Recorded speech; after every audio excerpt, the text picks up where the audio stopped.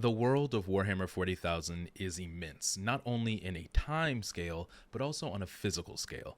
And I read something recently that has caused me to start having more heretical thoughts.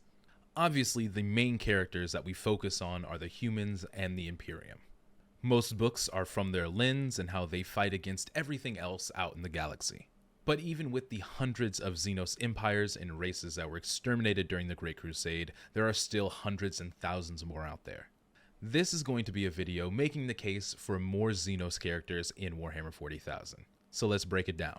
There is no peace amongst the stars, for in the grim, dark future, there is only war.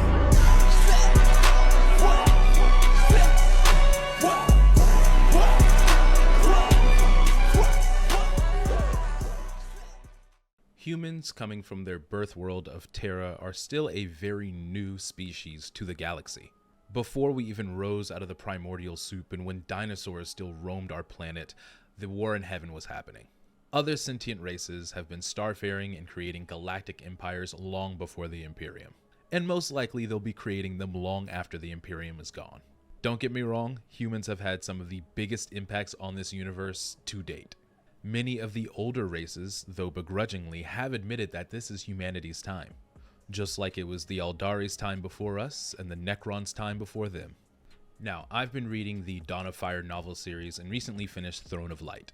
And in this series, one of the characters is a Xenos working with Leonid Rostov, one of the Inquisitors from the Ordo Xenos. Her name is Chilch, and she is a Chikanti, a type of sentient marine Xenos with 4 arms and a wide fish face.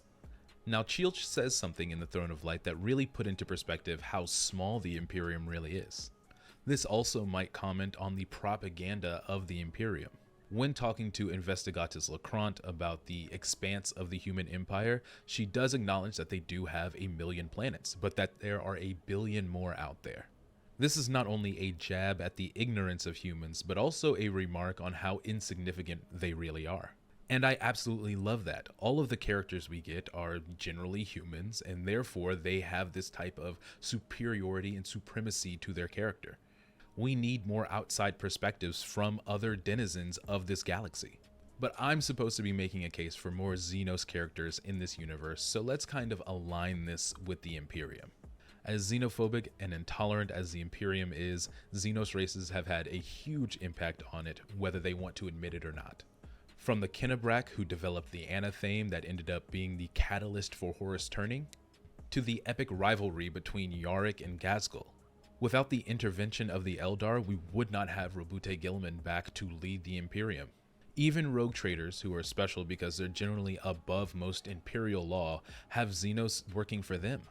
And even with the return of 2 Primarchs and brand new Space Marines, I think the Imperium is going to need help in the wars to come. My overall point here is that we have seen what happens to the Imperium when it's just them fighting against the entire galaxy. The question really is, are 2 Primarchs coming back enough to change the culture of the Imperium to where they can assume a galactic dominance like they had during the Great Crusade? And unfortunately, the answer to that is, we'll see. Now I want to talk a little bit about Xenos as characters. And this is really where I think this argument shines. The 2 Xenos races that the Imperium frequently encounters and frequently fights against are the Orcs and the Tyranids. Orcs are a great part of the Warhammer 40k universe, but they can barely string a sentence together. And the Tyranids are cool, but they are a hive mind that is controlling trillions, if not quadrillions, of bioforms that don't really speak. Their only motivation is hunger. The Orcs and the Tyranids are easy enemies to write. And that way the writers can focus on the development of the Space Marine and human characters. The Imperium struggles against 2 enemies that are essentially just concepts. Pure enjoyment of war and battle, and again, endless hunger. But what that is lacking is perspective. In 5 books, Chilch has given me more perspective on how the Xenos view this galaxy than the Tyranids have in the decades of their existence. And this is even evidenced further by the community crying out for more named Tyranid characters. There can only be so many stories about Space Marines fighting against overwhelming odds and a tide of Tyranids. And they usually end up losing the planet anyway. I think Primarchs coming back have added a little razzle-dazzle to the Imperium stories, but overall they are getting redundant. There are several varied and diverse Space Marine archetypes, but even then, those are getting overused. So I think shaking things up with more Xenos stories is a great way to keep this universe fresh. And it's not like there isn't already a narrative infrastructure and Xenos stories that are being pushed by Games Workshop. It's just about their focus and where they want to put the attention. How is there not already a huge series on Yvrain? We have a few Tau books that are very good, and it seems like they might be pushing Tau storylines going forward, especially with Farsight getting his own Arcs of Omen book. But Farsight and Shadow Sun are not the only Tau. Hell, the Tau aren't the only race within the Tau Empire. The options and opportunities are out there, and so is the market for it. Now, the last point I want to address here might activate a few Imperium fanboys' almonds. But there's a Space Marine chapter that connects with Xenos that is sorely missing some new lore. And that would of course be the Deathwatch. The Deathwatch, who are the Chamber Militant of the Ordo Xenos, specialize in fighting and hunting down the myriad of alien races in the universe. And although we get some mentions from them here and there of different Xenos races that they've fought, the main ones again are Orcs and Tyranids. But they would be a great avenue into more Xenos characters. I need a story about the Deathwatch hunting down some rogue sloth. I need a Deathwatch squad infiltrating a Kroot planet and fighting a guerrilla war against them.